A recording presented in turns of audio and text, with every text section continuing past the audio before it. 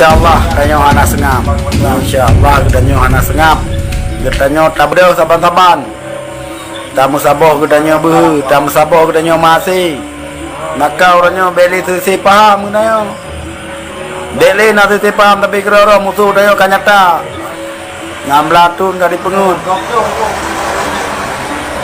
Jadi beli tamu panti-panti, beli tamu ngejek-ngejek tapi keroro. Tapukong kesatuan getanyo gam ite gam pernah mupuo marwah Aceh cinenging juno bantapu bargam putar terjadi nang Aceh nenging keron masih mak keron putar yang terjadi nang Aceh orangnya bisa gam kan dibubarkan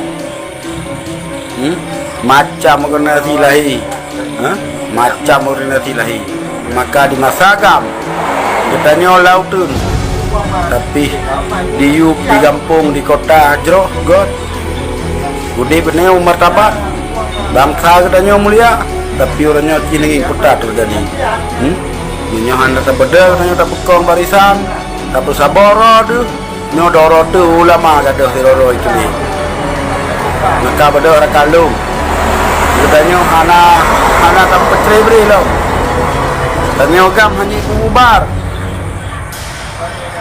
Tanya gam hanya di pububar karena yang di Mendame dengan tanya gam tiban ya pububar tanya gam nganto di Mendame lamanya karena puyo tu harus tahu dek wajib tamati wajib harus tahu dek wajib tamati nyan mentang ingat dak mati bu mulia tanya yang barakal tanya lembam pelu musabah tanya tanggal 22 di Banjar Agam beramai saja gede. Me bandera tu untuk po. Anak puyo tu. Anak puda takut. Anak puda turut. Peduh dan nyogam. Peduh roh dan nyogam. Get. Insyaallah tahu.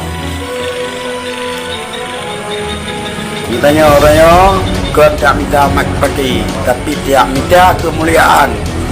Tiap berdua dengan masyarakat yang bawa dengan gam mulia, dengan gam betul-betul lagi ada menyanyi di pebut. Memang anak itu selesai pu yang tadi menyanyi antara pihak pemerintah RI dengan gam, nyo sapi-sapi tak tuntut adanya. Anak tak imli, kan 16 tahun kaput tak imlem, maka tak berapa dengan gam. Mereka dulu mengkengkun, mereka dulu mengejek-ngejek.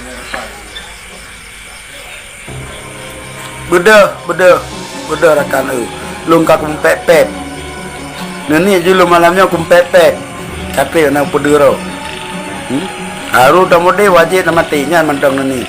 Nyan ingat tapi wate dah mati bu mati mulia.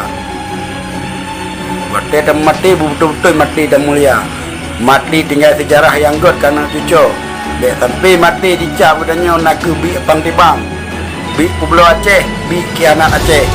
Sampai menang maka betul rakalung musabah rakalung musabah kena behu musabah kena 3 musabah kena yang masih tapi nyata mencerai beri 16 tahun kalau ku yang akan terjadi orangnya ingat ku yang akan terjadi orangnya kinengim putra yang terjadi tanang roce orangnya tapi keroro tak mekap tapi keroro tak mengkengkun musuh popok jarok